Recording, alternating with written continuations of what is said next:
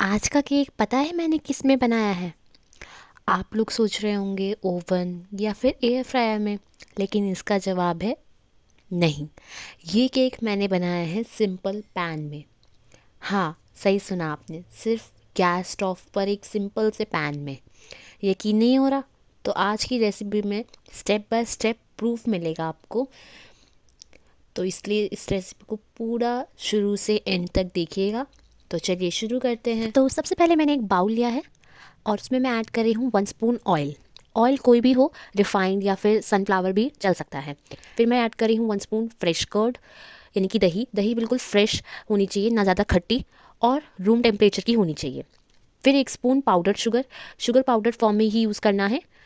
इन तीनों को अच्छे से मिक्स कर बाउल लेंगे के ऊपर जब एक तक बड़ा मिक्सचर सा स्मूथ स्ट्रेनर और रखा क्रीमी है ना और हो इसमें जाए। ऐड कर रही हूँ 1 कटोरी मैदा। मैदा फ्रेश और ड्राई होना चाहिए, पुराना या गीला मैदा यूज़ मत करना।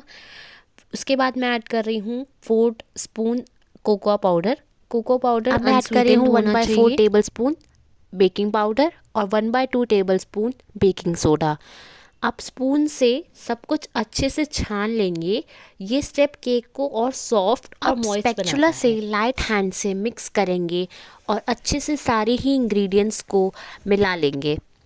अब बीच बीच में हम इसमें थोड़ा थोड़ा करके मिल्क ऐड करेंगे। मिल्क रूम टेम्परेचर का होना चाहिए, ना ज़्यादा ठंडा और ना ज़्यादा गर्म। बैटर का टेक्सचर होना चाहिए बिल्कुल स्मूथ, लम्प फ्री और रिबन फ्लोइंग। ज़्यादा पतला या ज़्यादा थिक बिल्कुल नहीं। आप अपने बैटर के टेक्सचर के हिसाब से दूध ज़्यादा या कम कर सकते हो। और हमें इसे कट एंड फोल्ड मेथड से अच्छे से मिक्स करते रहना है। बैटर को जेंटली चलाते रहना है। ध्यान रहे हमें विप नहीं करना है, बस फोल्ड करना है। देखो बैटर स्मूथ हो रहा है, कोई ड्राई मैदा या कोकोआ दिखना नहीं चाहिए। मिल्क में थोड़ा थोड़ा ऐड कर सकते हो आप, एक साथ बिल्कुल नहीं डालना है वरना बैटर पतला हो जाएगा। अब बैटर का टेक्सचर सिल्की और ग्लॉसी लग रहा है। देखो जब मैं स्पैचुला उठा रही हूँ तो बैटर रिबन की तरह फ्लो कर रहा है, मतलब कंसिस्टेंसी बिल्कुल परफेक्ट है। इस स्टेज पर बैटर ना ज़्यादा थिक है और ना ही वाटरी। ये केक को सॉफ्ट बनाता है। ज़्यादा मिक्स करोगे तो केक हार्ड हो सकता है, इसलिए यहीं पर हम मिक्सिंग स्टॉप कर देते हैं। अब हम केक बनाने के लिए पैन रेडी करेंगे। सबसे पहले हमें यहाँ पे हैवी बॉटम पैन लेना है। बस पैन पतला नहीं होना चाहिए वरना केक नीचे से जल जाएगा। अब एक ब्रश लेते हैं और पैन के बॉटम और साइड्स दोनों पर अच्छे से ऑयल या बटर लगा देते हैं।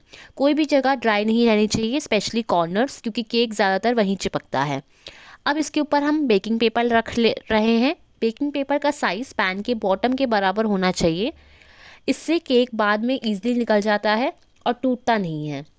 अगर बेकिंग पेपर अवेलेबल नहीं है तो ग्रीस के ऊपर थोड़ा सा मैदा स्प्रिंकल करके एक्स्ट्रा सेफ्टी दे सकते हो।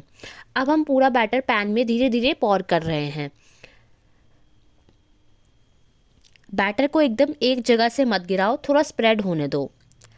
बैटर डालने के बाद पैन को 2 से 3 बार किचन स्लैब पर जेंटली टैप करेंगे, ज़ोर से नहीं, बस हल्का सा। इससे बैटर के अंदर जो एयर बबल्स होते हैं वो बाहर आ जाते हैं और केक का टेक्सचर इवन और स्मूथ बनता है। आप पैन को गैस स्टोव पर रखते हैं। ध्यान रहे बस गैस का जो फ्लेम है वो लो ही होनी चाहिए। हाई फ्लेम पर केक का बॉटम जल जाएगा और ऊपर से कच्चा रह जाएगा। अब पैन को टाइट लिड से कवर कर देते हैं। लिड का टाइट होना बहुत ज़रूरी है ताकि स्टीम पैन के अंदर ही रहे। अगर आपके लिड में कोई होल हो तो उससे 5 से 7 फॉइल मिनट के बाद अब टिश्यू हम या क्लीन केयरफुली लिड को उठा के देखेंगे क्लोथ और से एक टूथपिक से कवर कर चेक कर देना। लेते हैं। अगर टूथपिक पर बैटर चिपक रहा हो तो आपको 2-3 मिनट के लिए और बेक होने देना है। लेकिन अगर बैटर नहीं चिपक रहा है तो समझ जाओ कि आपका केक परफेक्टली बेक हो चुका है। जैसे कि आप देख सकते हो हमारा केक परफेक्टली बेक हो चुका है। तो अब हम गैस ऑफ कर देंगे। और अब मैं बना रही हूँ कॉफ़ी कॉन्कॉक्शन, जिसके लिए मैंने एक बाउल में ऐड कर रही हूँ आधा कप हॉट वाटर। मैंने पानी को गर्म कर लिया था। अब उसके बाद मैं इसमें ऐड कर रही हूँ आधा चम्मच कॉफ़ी पाउडर। मैं यहाँ इंस्टेंट कॉफ़ी यूज़ कर रही हूँ। फिर मैं ऐड कर रही हूँ 1 चम्मच पाउडर्ड शुगर, यानी कि पिसी हुई चीनी। सब कुछ अच्छे से मिक्स कर लेंगे जब तक कॉफ़ी कम्प्लीटली डिज़ोल्व ना हो जाए। अब मैं फिर से एक बाउल ले रही हूँ जिसमें मैं ऐड कर रही हूँ 150 ग्राम डार्क चॉकलेट कंपाउंड, जिसको मैंने ऑलरेडी मेल्ट करके रखा हुआ था। और इसके बाद मैं इसमें ऐड कर रही हूँ 2 चम्मच फ्रेश क्रीम। ये भी रूम टेम्परेचर पे होनी चाहिए और क्रीम ज़्यादा ठंडी नहीं होनी चाहिए। और इन दोनों को ही अच्छे से मिक्स कर लेंगे जब तक शाइनी स्मूथ गनाश रेडी ना हो जाए। देखिए हमारी चॉकलेट गनाश बिल्कुल परफेक्टली रेडी हो चुकी है। इसका टेक्सचर बिल्कुल सिल्की, ग्लॉसी और स्मूथ है, ना ज़्यादा थिक और ना ही ज़्यादा थिन। अब हमारा केक भी कम्प्लीटली कूल हो चुका है, तो अब मैं इसे बेकिंग पेपर से निकाल कर एक प्लेट में निकाल लेती हूँ। देखिए केक कितना सॉफ्ट और इवन बेक हुआ है, एजेस भी बिल्कुल परफेक्ट है।